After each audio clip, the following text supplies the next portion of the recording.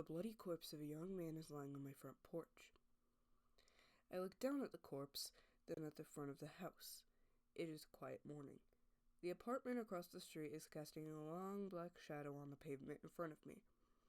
The trumpet vines planted in the hedge are rustling in the breeze and whispering to each other in a way that human cannot decipher. Somewhere in the distance, I can hear the sound of long-distant trucks scraping against the road surface. And there is a corpse in the middle of the stairs in front of me. In any case, to our eyes, a corpse is always a strangely exaggerated presence, but this time it is different. This corpse blends in with the landscape, becoming one with everyday, peaceful morning scenery. After a while, I realized the reason. The corpse's chest is moving up and down faintly. It is not a corpse. It is alive. I look at the young man. He is all black. A high-collar black cloak, a three-piece suit, a black tie. The things that are not black are his button-down shirt and the bandages around his head. This one is a mottled color of white and red.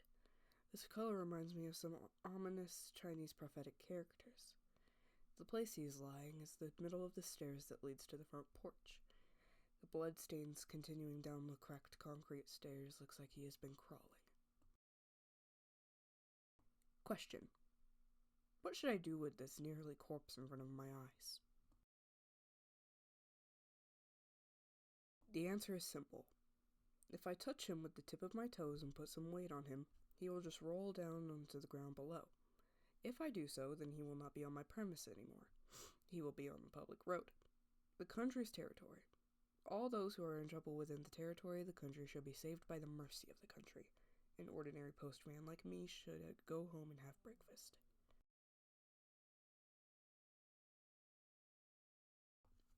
I am not doing that because I am a cold and heartless person. I am doing that because it is a survival necessity. The young man's wounds are clearly from gunshots. He has been shot multiple times. There are probably more holes in his body than I can see from here. And to top it all off, he is holding a bunch of new notes in his left hand. What can this mean? Nothing. It means nothing, except that his existence is a huge trouble and that nothing good will come out of ever getting involved with him. In other words, he is clearly not someone that an average citizen should get involved with. A normal person in his right mind should just have fled to the next city at the sight of him. Just like Jonah in the Bible would do the second time he runs into a giant fish in a stormy sea.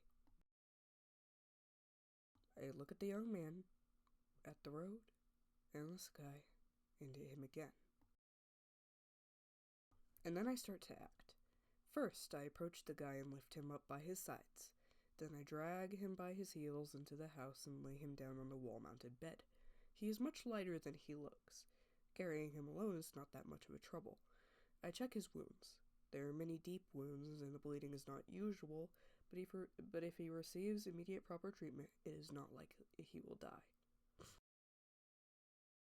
I take out my medical kit box from the back of the closet and I give him some simple first aid treatments. I put a towel under his upper body, cut his clothes with a pair of scissors to expose the wounds, and check if there is any bullet left inside. In order to stop the blood flow, I apply pressure on the pressure points, below the armpits, inner elbows, ankles, backs of knees, and tie them tightly with a clean cloth. Then I put disinfected tourniquets to the wounds to stop the bleeding. Fortunately for him, I can do this kind of first aid even with my eyes closed. After I am done with my treatments, I look down at the young man and cross my arms. His breathing has stabilized. His respiratory system and bones seem to be intact, but he is not seem to be waking up. It's fine already, just kick him out. I can hear the voice in my head.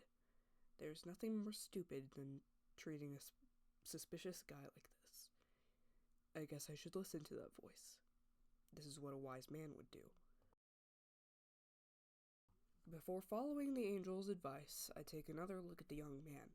I don't recognize his face. Probably not someone I know.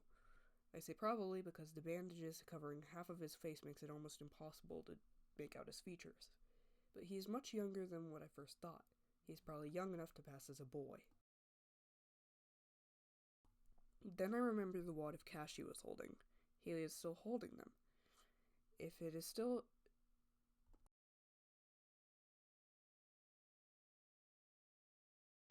If it is actually as much as it looks, it must be a fortune for someone with a miserably cheap wage like me. In this situation, it should be okay to have some of them gently transferred to my pocket as a thanks for saving his life, right? Thinking so, I pick up the wad of notes, and now I finally realize that I am the biggest idiot in this town. I feel a bitter taste spreading inside my mouth. That is an unused bundle of notes. There is some blood on them, but the paper strap, proof that they are new, is there. There is no bank's name printed on the strap. There is no printing of any kind, and the notes are neatly lined up by serial numbers in ascending order.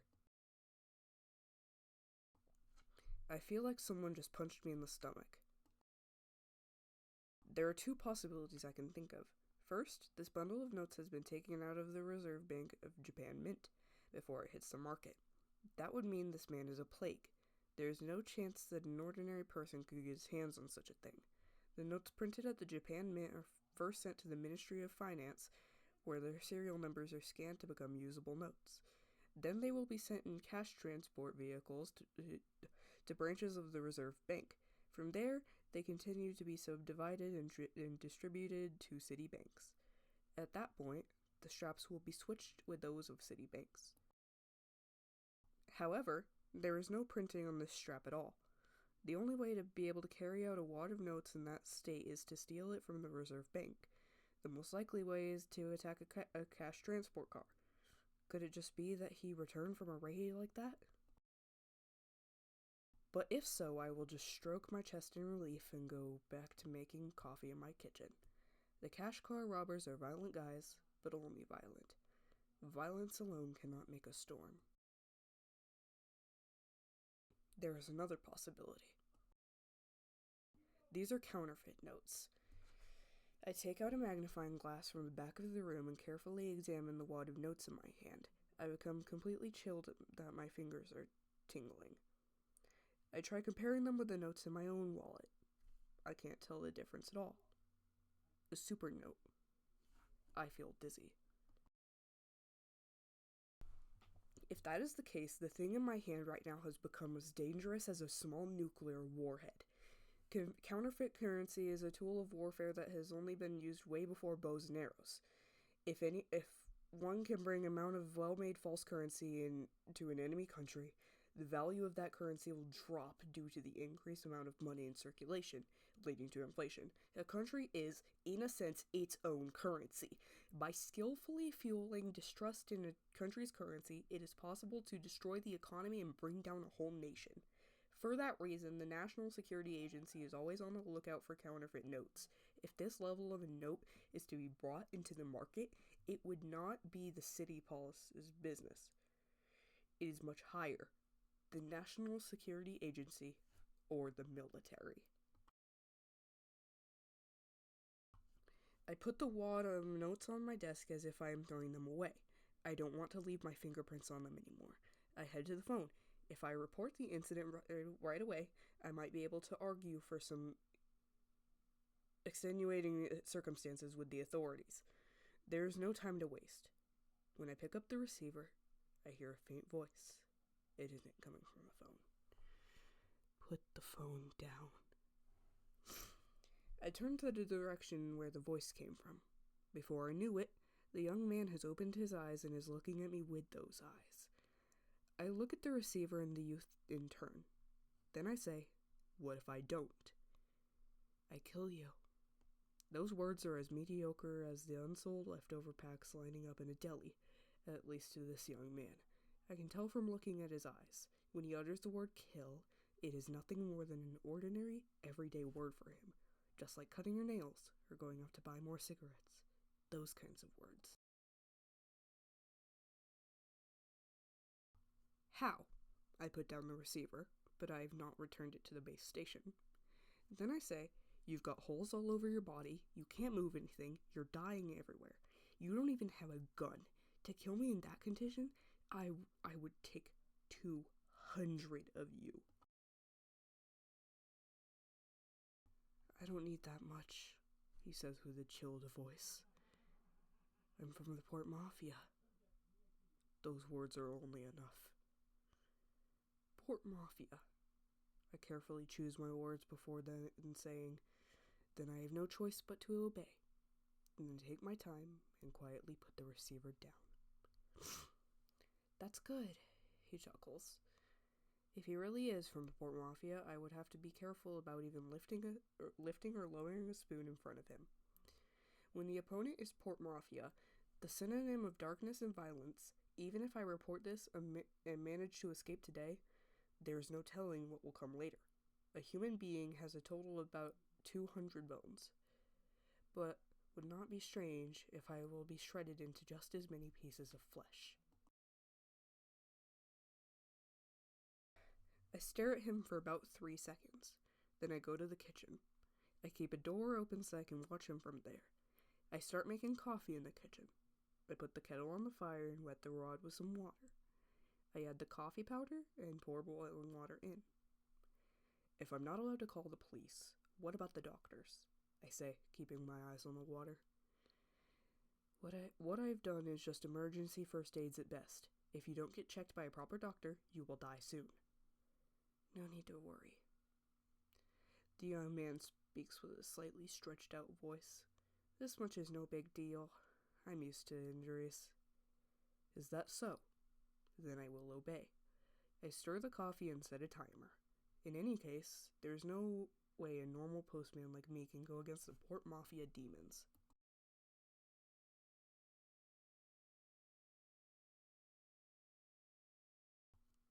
Being obedient is good. So next... Suddenly, the young man starts coughing and vomiting blood. I quickly run up to him and turn his head to the side so that he will not choke on his own blood. I check inside his mouth. I can't tell where the bleeding is from in this situation. It could just be a cut inside his mouth, or it could be an internal injury. I don't know. Go to the hospital. Get treatments. You are really going to die, I state. It's perfect then. He speaks like whispering. Just let me die like this. I feel a chilled wind passing through me. I look at the young man. He is just staring at the ceiling. No emotions, no intents, just a flat expression like one who is just telling his age. I cannot believe my own eyes. I don't even feel like there is a human there. If it was late night instead of refreshing early morning, I would think that he was a ghost or a hallucination. Crazy things keep happening today. My life is about to get screwed up, as it seems. Fine then, I say. If you want to die, just die. It's your own life. I won't stop you. But I will be in trouble if you die here. If you die here, no one will be able to testify that I am not the one who caused your injuries. I might be arrested. To be arrested or to be killed by a Port Mafia later? Which one is better? I stare at him while saying, that's a hard question. I go back to the kitchen, wait for the timer, and turn off the fire. I then take out the cream can and ask, you want some coffee? No answer. How did you collapse in front of my house? Still no answer. What the heck are those notes in your hand? No answer for this one, of course. I feel as if I'm talking to a wind fairy, a character from a picture book who suddenly came to my house on a peaceful morning, just that he is covered in blood and he wants to die. I pour coffee into 2 cups and add in the cream. I watch the steam, wait for some time, and then start stirring. Then I notice that I can't even feel the sign of anyone in the next room anymore. I can't even hear him breathing. No hint of death drifting either.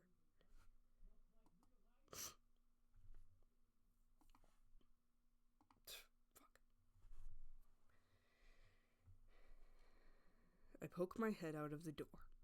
The cup's still in my hand. The young man is crawling towards the front door. If he could move his legs, he would just walk out. But it looks like he hasn't got that much strength back. so he just has his arm hooked on the floor and slowly creeping forward, just like a prisoner escaping from a cell in those old war movies.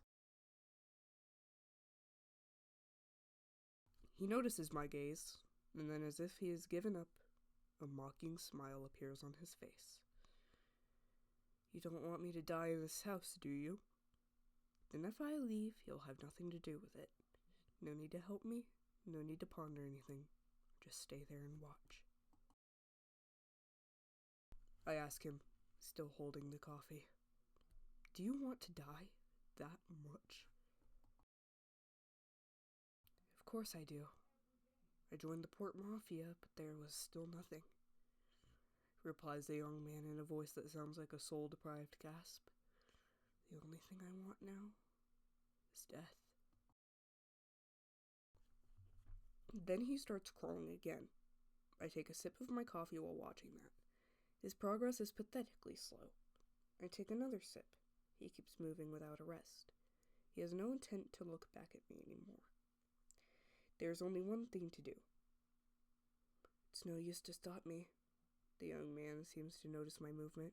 He says with his eyes looking forward.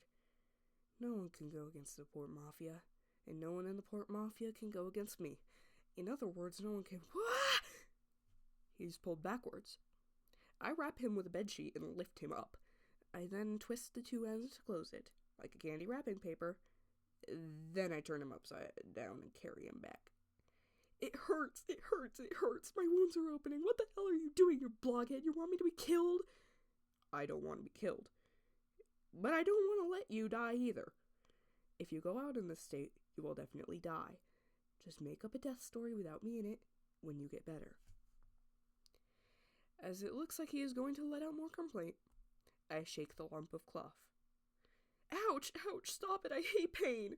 Then will you give up? No! I try to come up with a way to deal with it, and then you get one. Let's tie him to the bed. I put him down on the bed and open the pack. I bring in a big towel and wrap it around his arms, which are crossed in front of his chest, all together with his torso. I take the decorative cord from the door all the way to bind his legs together and tie the ends to the metal fittings of the bed. I raise the pillows, change the blanket into a new one, and open the window to let the fresh air in. For the time being, until your wounds have healed, I will have you stay like that. I look down at the young man and say, Is there anything you want? My nose is itching. He looks at me resentfully while wriggling his two arms that are no longer free. Poor you. I go back to the coffee in the kitchen. The young man's insults are echoing behind my back, but this neighborhood is sparsely populated, so there's no need to worry about me disturbing the neighbors. I enjoy my morning coffee. And so begins the strange and short communal life of me and Dazai together.